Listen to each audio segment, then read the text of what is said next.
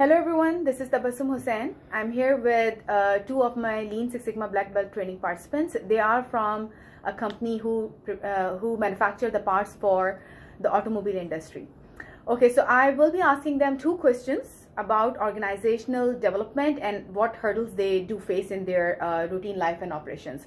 Okay, so what do you think that any organization who wants to improve their efficiency or productivity, what are those critical 3-4 steps they need to take to improve the efficiency and productivity? What would be your suggestion?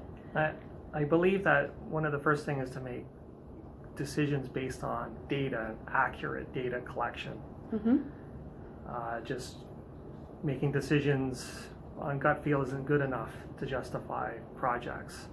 So, based on the data that you gather, from various processes, you can determine the optimal improvement projects, Mm-hmm. and that'll help you define your goals and your objectives for your project.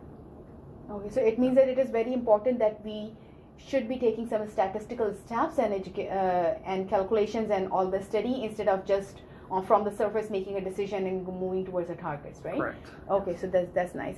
So so if we decide to take these steps, it will take a lot of time because it's proper implementation of the Lean Six Sigma study, process improvement, and everything, right? So what obstacles do you see in the implementation of these studies and the processes?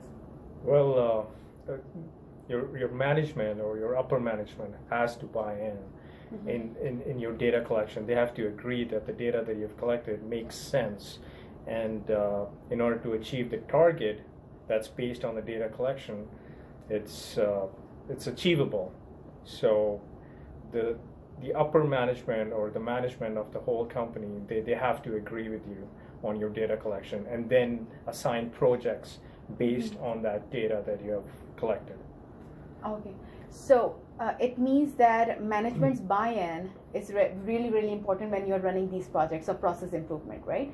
So do you have any any certain tool suggestions, like which tools should be used, let's say for the process improvement, for the problem identification or the implementation? Well, you can start with the value stream mapping first of all, right? Yes. And which will show you the Mm-hmm. whole process of any product that you're making from start to the end. And then in that whole process, you can see those roadblocks, Yeah. and the processes inside that big process, which ones are taking longer, and which ones are easily fixed, and which one Mm-hmm. needs further investigation or further studies. Yeah. So. Okay.